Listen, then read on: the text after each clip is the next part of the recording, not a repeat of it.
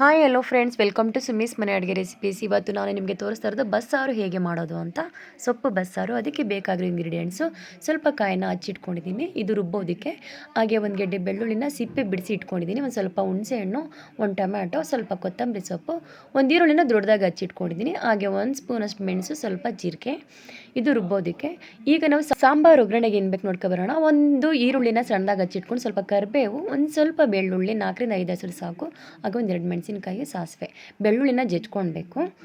ಹಾಗೆ ಈಗ ಸೊಪ್ಪು ಒಗ್ಗರಣೆಗೆ ಸ್ವಲ್ಪ ಕಾಯಿ, ಹಾಗೆ ಒಂದು ಈರುಳ್ಳಿ ಸಣ್ಣದಾಗಿ ಹಚ್ಚಿಟ್ಕೊಂಡು, ಸ್ವಲ್ಪ ಕರಿಬೇವು, ಹಾಗೆ 4ರಿಂದ 5 ಒಣಮೆಣಸಿನ್ಕಾಯಿ ಅಥವಾ ಬ್ಯಾಡಗೆ ಮೆಣಸಿನ್ಕಾಯಿ ಇಲ್ಲ ಹಸಿಮೆಣಸಿನ್ಕಾಯಿ ಕೂಡ ಹಾಕೊಳ್ಬೋದು.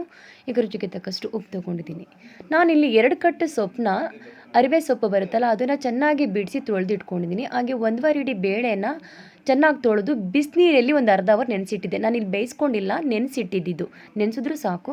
ಹಾಗೆ ಒಂದು ಟೊಮೆಟೊ, ಇದಕ್ಕೆ ನಾವು ತೊಳೆದಿಟ್ಕೊಂಡಿದ್ದಂಥ ಸೊಪ್ಪನ್ನ ಹಾಕ್ಕೊಂಡು, ಅದಕ್ಕೆ ರುಚಿಗೆ ತಕ್ಕಷ್ಟು ಉಪ್ಪನ್ನ ಹಾಕಿ 1/2 2 ಲೋಟ, 1/2 ಅಥವಾ 2 ಲೋಟ ನೀರನ್ನ ಹಾಕ್ಕೊಂಡು, ಒಂದೇ ಒಂದು ವಿಸಿಲ್ ಸಾಕು, ಜಾಸ್ತಿ ಕೂಗಿಸ್ಕೊಬೇಡಿ. ಸೊಪ್ಪು ಚೆನ್ನಾಗಿ ಬೆಂದರೆ ಸ್ವಲ್ಪ ಆಗಿಬಿಡುತ್ತೆ ಮತ್ತು ಟೇಸ್ಟೂ ಅಷ್ಟು ಚೆನ್ನಾಗಿರಲ್ಲ. ಸೊ ಒಂದೇ ಒಂದು ವಿಸಿಲ್ ಅಷ್ಟೇ, ಲೈಟಾಗಿ ಆದರೆ ಸಾಕು. ಈಗ ಒಂದು ವಿಸಿಲ್ ಆಯಿತು ನೋಡಿ, ಇಷ್ಟು ಬೇಯಿಸ್ಕೊಂಡ್ರೆ ಸಾಕು.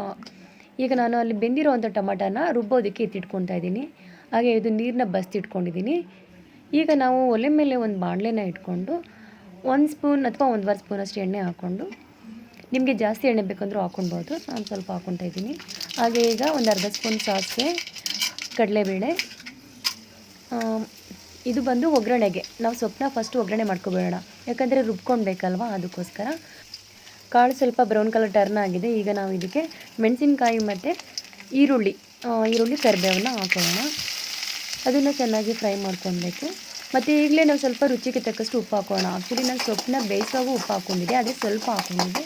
ಈಗ ಈರುಳ್ಳಿಗೆಲ್ಲ ಸ್ವಲ್ಪ ಸಾಲ್ಟ್ ಹಿಡಿಬೇಕಲ್ವ, ಅದಕ್ಕೋಸ್ಕರ ಒಂದು ಸ್ವಲ್ಪ ಪುಡಿ ಉಪ್ಪನ್ನ ಹಾಕ್ಕೊಳ್ತಾ ಇದ್ದೀನಿ. ಇದು ಬೇಯಿಸ್ಕೊಂಡಾದ್ಮೇಲೆ ನಾವೀಗ ಬಸ್ತಿಟ್ಕೊಂಡಿರೋಂಥ ಸೊಪ್ಪನ್ನ ಹಾಕ್ಕೊಂಡು ಚೆನ್ನಾಗಿ ಫ್ರೈ ಮಾಡ್ಕೊಳ್ಬೇಕು. ಸೊ ಫ್ರೆಂಡ್ಸ್, ನಾನು ಯಾವಾಗಲೂ ನಿಮಗೆ ಹೇಳ್ತಾ ಇರ್ತೀನಿ, ದಯವಿಟ್ಟು ಯಾರ್ಯಾರು ಈ ಒಂದು ಚಾನಲ್ನ ನೋಡ್ತಾ ಇದ್ದೀರಾ, ನನ್ನ ಚಾನಲ್ನ ತಪ್ಪದೆ ಸಬ್ಸ್ಕ್ರೈಬ್ ಮಾಡ್ಕೊಳ್ಳಿ, ಲೈಕ್ ಮಾಡಿ, ಶೇರ್ ಮಾಡಿ, ಹಾಗೆ ಕಮೆಂಟ್ ಮಾಡಿ. ತಪ್ಪದೆ ಬೆಲ್ ಬಟನ್ನ ಪ್ರೆಸ್ ಮಾಡೋದನ್ನ ಮರಿಬೇಡಿ. ನಾನು ಈಗ ಈರುಳ್ಳಿ ಹಾಕೊಂಡಾದ್ಮೇಲೆ ಕಾಯಿ ಹಾಕ್ಕೊಂಡೆ. ಕಾಯಿನ ನೀವು ಹಾಗೆ ತಿರುಗಿಸ್ಕೊಳ್ಬೋದು, ಇಲ್ಲ ಅದನ್ನು ಫ್ರೈ ಮಾಡ್ಬೋದು, ಈ ರೀತಿ ಹಸಿಯಾಗೂ ಕೂಡ ಹಾಕ್ಕೊಳ್ಬೋದು, ಯಾವ ರೀತಿ ಮಾಡಿದ್ರೂ ಟೇಸ್ಟಾಗಿರುತ್ತೆ. ಕಾಯಿ ಹಾಕ್ಕೊಂಡು ಸೊಪ್ಪನ್ನ ಹಾಕ್ಕೊಂಡು ಸೌಟಲ್ಲಿ ಲೈಟಾಗಿ ಈ ರೀತಿ ತಿರುಗಿಸ್ಕೊಳ್ಬೇಕು. ಈಗ ಸೊಪ್ಪಿನ ಪಲ್ಯ ರೆಡಿ ಆಗಿದೆ. ಸೊ ಇಷ್ಟೇ, ಸೊಪ್ಪಿನ ಪಲ್ಯ ರೆಡಿ ಆಯಿತು. ಈಗ ನಾವು ಇದನ್ನು ಸಪ್ರೇಟಾಗಿ ಇಟ್ಬಿಟ್ಟು ಒಲೆ ಮೇಲೆ ಇನ್ನೊಂದು ಪಾತ್ರೆನ ಇಟ್ಕೊಂಡು, ಅದಕ್ಕೆ 1ರಿಂದ 2 ಸ್ಪೂನಷ್ಟು ಎಣ್ಣೆ ಹಾಕ್ಕೊಳ್ಬೇಕು. ಇದು ರುಬ್ಬೋದಕ್ಕೆ ನಾನು ಮತ್ತೆ ಫ್ರೈ ಮಾಡ್ಕೊಳ್ತಾ ಇರೋದು. ನಾನು ನಿಮಗೆ ಮೊದಲೇ ಹೇಳಿದೆ, 3 ಈರುಳ್ಳಿ ತೊಗೊಂಡಿದ್ದೀನಿ. ಒಂದು ಸೊಪ್ಪು ಪಲ್ಯ ಮಾಡೋದಕ್ಕೆ, ಇನ್ನೊಂದು ಸಾಂಬಾರು ಒಗ್ಗರಣೆ ಮಾಡೋದಕ್ಕೆ, ಇನ್ನೊಂದು ಸಾಂಬಾರು ಒಗ್ಗರಣೆ ಮಾಡೋಕ್ಕೆ ಮುಂಚೆ ನಾವು ಮಸಾಲೆ ರುಬ್ಕೊಳ್ಬೇಕಲ್ಲ, ಅದಕ್ಕೋಸ್ಕರ. ಇಲ್ಲಿ ದಪ್ಪದಾಗಿ ಒಂದು ಈರುಳ್ಳಿನ ಹಾಕ್ಕೊಂಡು, ಹಾಗೆ ಒಂದು ಗೆಡ್ಡೆ ಬೆಳ್ಳುಳ್ಳಿನ ಬಿಡಿಸಿಟ್ಕೊಂಡಿದ್ದಲ್ವ, ಸಿಪ್ಪೆ ತೆಗೆದು ಹಾಕ್ಕೊತಾ ಇದ್ದೀನಿ. ಸಿಪ್ಪೆ ಸಮೇತ ಕೂಡ ಹಾಕ್ಕೊತಾರೆ, ಬಟ್ ಸಿಪ್ಪೆ ಇದ್ದರೆ ಅದು ಆರೋಗ್ಯಕ್ಕೆ ಅಷ್ಟು ಒಳ್ಳೆಯದಲ್ಲ, ಡೈಜೆಷನ್ ಸ್ವಲ್ಪ ಕಷ್ಟ ಆಗುತ್ತೆ ಅಂತ ಹೇಳ್ತಾರೆ. ಸೊ ಈಗ ನಾನು ಇದಕ್ಕೆ ಮೆಣಸು ಮತ್ತು ಜೀರಿಗೆನ ಹಾಕ್ಕೊತಾ ಇದ್ದೀನಿ. 1 ಸ್ಪೂನಷ್ಟು ಮೆಣಸು ಮತ್ತು ಒಂದು ಅರ್ಧ ಸ್ಪೂನಷ್ಟು ಜೀರಿಗೆ, ಇದನ್ನು ಹಾಕ್ಕೊಂಡು ಚೆನ್ನಾಗಿ ಫ್ರೈ ಮಾಡ್ಕೊಳ್ಳೋಣ. ಎಣ್ಣೆ ಇದ್ದರೂ ಪರವಾಗಿಲ್ಲ, ನಾವು ಇದರಲ್ಲೇ, ಈ ಪಾತ್ರೆಯಲ್ಲೇ ಆಮೇಲೆ ಸಾಂಬಾರಿಗೆ ಒಗ್ಗರಣೆ ಮಾಡ್ಕೊಳ್ಬೋದು. ಈಗ ನಾನು ಮಿಕ್ಸಿ ಜಾರ್ ತೊಗೊಂಡು ಕಾಯಿನ ಕಟ್ ಮಾಡಿ ಇಟ್ಕೊಂಡಿದ್ದಲ್ವ, ಅದು ಸ್ವಲ್ಪ ಕಾಯಿ ಹಾಕ್ಕೊಂಡು, ಒಂದು ಸ್ವಲ್ಪ ಹುಣಸೆಹಣ್ಣು, ಕೊತ್ತಂಬರಿ ಸೊಪ್ಪು, ಹಾಗೆ ಒಂದು ಟೊಮಾಟೊ ಸಾಕು, ಯಾಕಂದರೆ ಹುಣಸೆಹಣ್ಣು ಹಾಕ್ಕೊಂಡಿದ್ದೀವಲ್ವ, ಹಾಗಾಗಿ. ನಿಮ್ಗೆ ಹುಳಿ ಬೇಕಂದರೆ ಇನ್ನೊಂದು ಸ್ವಲ್ಪ ಟೊಮಾಟೊ ಇಲ್ಲಾಂದರೆ ಹುಣಸೆಹಣ್ಣು ಆ್ಯಡ್ ಮಾಡ್ಕೊಬೋದು. ಮತ್ತು ನಾನು ಒಗ್ಗರಣೆ ಮಾಡಿ ಇಟ್ಕೊಂಡಿದ್ದಂಥ ಬೇಳೆ ಮತ್ತು ಸೊಪ್ಪು ಒಗ್ಗರಣೆ ಮಾಡಿದ್ವಲ್ವ, ಅದನ್ನು ಹಾಕ್ಕೊತಾ ಇದ್ದೀನಿ.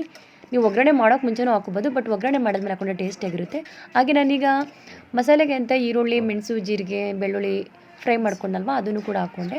ಹಾಗೆ ಈಗ ಖಾರದ ಪುಡಿ, ಇದಕ್ಕೆ 1/2 ಸ್ಪೂನಷ್ಟು ಖಾರದ ಪುಡಿ ಆ್ಯಡ್ ಮಾಡ್ಕೊಳ್ತೀನಿ. ಇದು ಮನೇಲೇ ಮಾಡಿದಂಥ ಖಾರದ ಪುಡಿ, ನೀವು ಅಂಗಡಿದು ಕೂಡ ಬರ್ಬೋದು, ಅದನ್ನು ನೋಡಿಕೊಂಡು ಹಾಕ್ಕೊಳ್ಳಿ, ಖಾರ ನಿಮಗೆ ಬೇಕಷ್ಟು. ಇದನ್ನು ನಾನಿಲ್ಲಿ ಗ್ರೈಂಡ್ ಮಾಡ್ಕೊಂಡು ಬಂದಿದ್ದೀನಿ. ಸೊ ಈಗ ಮಸಾಲೆ ರೆಡಿ ಆಗಿದೆ. ಈಗ ಮತ್ತೆ ನಾವು ಸ್ಟವ್ ಮೇಲೆ ಪಾತ್ರೆ ಇಟ್ಕೊಂಡು ಇನ್ನೊಂದು ಸರಿ ಒಗ್ಗರಣೆ ಮಾಡ್ಕೊಳ್ಬೇಕು. ಇದು ಸಾಂಬಾರು ಲಾಸ್ಟ್ ಸ್ಟೆಪ್ಪು.